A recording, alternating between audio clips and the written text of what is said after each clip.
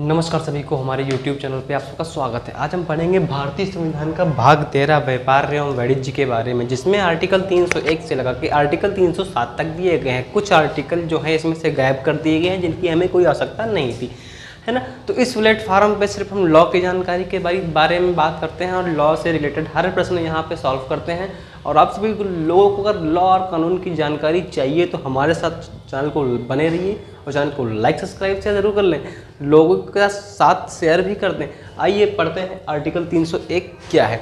Article 301 में बोला गया है भारत के किसी राज्य क्षेत्र में व्यापार करने की स्वतंत्रता आप सभी लोगों को प्राप्त है।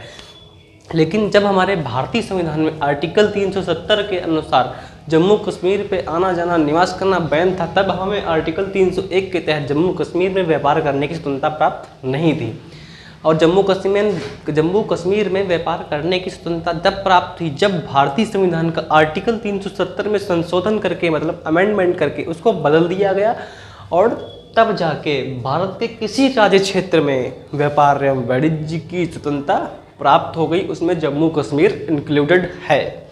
फिर क्या बोला गया है आर्टिकल 302 में, और आपको बता दें जो आर्टिकल 301 है वो कैसे बना। आर्टिकल 301 की ज़रूरत कब आई, जब हमारा एक संशोधन हुआ था फंडामेंटल राइट्स में, जिसमें आर्टिकल 19 का भाग 6 जो है, पहला आर्टिकल जो है 19 का आर्टिकल 1 बोलने की स्वतंत्रता, आर्टिकल 19(2) एक साथ एकत्रित होने की स्वतंत्रता, आर्टिकल 19(3) सभा या समूह बनाने की स्वतंत्रता, आर्टिकल 19(4) कहीं आने जाने की स्वतंत्रता, फिर आर्टिकल 19(5) के तहत कहीं जाके निवास करने की स्वतंत्रता, आर्टिकल 19(6) के तहत बड़ा राइट्स मिला था व्यापार आजीविका एवं रोजगार की स्वतंत्रता। उसी से निर्मित हुआ आर्टिकल 301 भारत के किसी राज्य क्षेत्र में व्यापार करने की स्वतंत्रता। फिर क्या कहते हैं आर्टिकल 302। आर्टिकल 302 में क्या बोला गया है मित्रों, व्यापार करने पर संसद रोक लगा सकती है। व्यापार क्या होता है, व्यापार जैसे अभी आर्टिकल 301 में बोल दिया गया व्यापार करने पर पूरी स्वतंत्रता है, अब आर्टिकल 302 में ये भी बोल दिया व्यापार करने पर संसद रोक लगा सकती है। क्यों लगाएगी रोक भाई संसद का क्या जाता है उसमें, क्यों लगाएगी संसद रोक, ये आपने सोचा है। अब संसद कोई व्यक्ति कोई अवैध तरीके से काम कर रहा है, जैसे कि बम बना रहा है, बम बेच रहा है, कोई ड्रग सप्लायर है, तो क्या है कानून के विरुद्ध है। संसद ने इसलिए कि कानून नियम बना नहीं रखा है कि तुम ये सब दिन दहाड़े बेचो, छुप के भी नहीं बेचना है ना। तो इन्हीं अवैध कामों पे आर्टिकल 302 के तहत संसद ने एक आर्टिकल लाया 302 और इस पर रोक लगा दी। ठीक है, बढ़िया है। फिर क्या हुआ आर्टिकल 303 व्यापार एवं वाणिज्य पर, अब संसद कहे कि अब ड्रग्स बेचना है, बम बनाओ, दिन दहाड़े बेचो और 1-2 मस्जिद उड़ा दो, या फिर दिन दहाड़े बम फोड़ दो किसी घर पे। तो ऐसा काम आर्टिकल 303 के तहत व्यापार एवं वाणिज्य पर संसद जो कानून बनाती कि अवैध चीज़ों पर बेचना अनिवार्य है, अवैध चीज़ों को बेच सकते हो, तो क्या होगा संसद ऐसा कोई अनशन का कानून ला देगी। तो सुप्रीम कोर्ट बैठा है यहाँ पे, कहेगा है संसद भाई साहब सावधान, कानून नियम के दायरे में चलना है तो आप यहाँ बैठो, क्योंकि ये कानून के विरुद्ध है और देश में बहुत दंगा फसाद, देश में नुकसान हो सकता है, इसीलिए इस पर हम रोक लगा रहे हैं। तो संसद के काम पे तुरंत सुप्रीम कोर्ट स्टे दे देगा कि आप हम स्टे दे रहे हैं, आप कोई काम नहीं कर सकते इस पर। उसी तरीके से यहाँ बोला गया आर्टिकल 303 व्यापार एवं वाणिज्य पर संसद कोई गलत काम करती है, विधानमंडल कोई गलत काम करता है, तो संसद के लिए सुप्रीम कोर्ट प्रतिबंध लगाएगी और हाई कोर्ट के लिए, विधानमंडल के लिए जो राज्य सरकार है ना, उसके लिए हाई कोर्ट प्रतिबंध लगा सकता है। तब आर्टिकल 304 क्या है, जैसे किसी चीज़ पर किसी राज्य में कोई चीज़ बैन कर दी गई, उसे बेच रहे हो भाई साहब, तब नियम कानून आप पे एक्टिव हो जाएंगे। एग्जाम्पल के तौर पे बिहार राज्य को उठाते हैं, एग्जाम्पल के तौर पे आर्टिकल 304 बिहार राज्य पे शराब बैन है। अब बिहार राज्य में शराब की बोतलों का माल आप आएंगे घूमोगे तो उठा लेगा, तुरंत धर देगा तुम्हें जेल, है ना।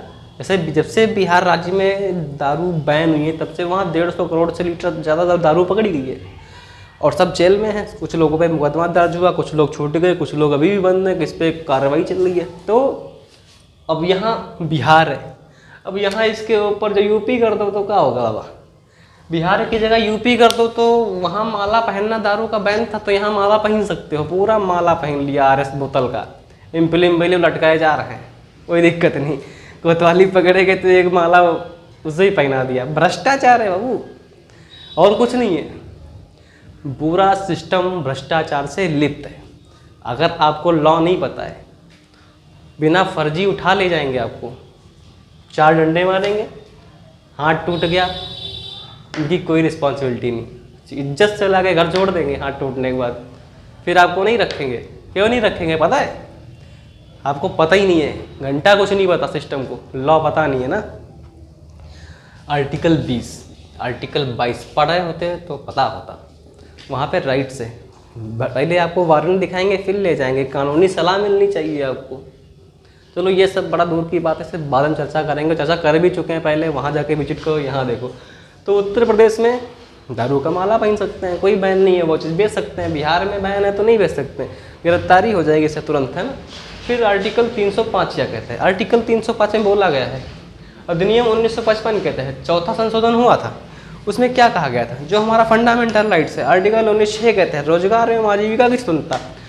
तुम्हारे संविधान बनने से पहले जो कानून नियम लागू थे वो सारे लागू रहेंगे। अधिनियम 1955 14 संशोधन जो है, इस पर कोई अधिकार में बदलाव नहीं करेगा, व्यापार एवं वाणिज्य वैसे ही चलेगा जैसा दे दिया गया है। संसद इस पर नियम कानून बना सकती है, नए अमेंडमेंट कर सकती है, लेकिन इनके फंडामेंटल राइट्स को कमज़ोर नहीं कर सकती। अब पढ़ने जाएंगे जो कॉन्स्टिट्यूशन बुक आती है उसमें तो बहुत बड़ा लिखा है, पढ़ ही नहीं पाएंगे, वहाँ पे तो बड़ा खतरनाक बोला गया है ना, क्योंकि उसमें तो ऐसा बोल दिया, वहाँ तक के सिवाय, है ना, वहाँ तक के सिवाय जहाँ राष्ट्रपति आदेश ना दे या आदेश दे के निर्दिष्टित करे। अब आप समझ ही नहीं पाओगे कहाँ तक के सिवाय, पूरा संविधान 1 से 395 तक है। हम आपको सीधा सीधा बता रहे हैं ना, आर्टिकल 19 का इसमें बड़ा इन्वॉल्व है ना, आर्टिकल 19 के तहत बहुत कुछ इसमें दिया गया, सब बता दिया आपको। फिर क्या हुआ? आर्टिकल 306 क्या है? आर्टिकल 306 संविधान में जरूरत नहीं थी, इसीलिए भाग 13 के अंतर्गत आर्टिकल 306 था, उसे निरसित कर दिया गया, समाप्त कर दिया गया, खत्म कर दिया गया मित्रों। अब बात करते हैं आर्टिकल 307।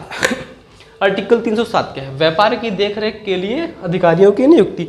अब हमारे भारत में इतने सारे व्यापार चल रहे हैं, कुछ व्यापारों पर रोक है, कुछ व्यापारों पर नहीं रोक है, तो इनकम टैक्स वालों को नियुक्त कर दिया, है ना, CBI वालों को नियुक्त कर दिया, नारकोटिक डिपार्टमेंट है उसको नियुक्त कर दिया। ये सब क्यों बनाए गए?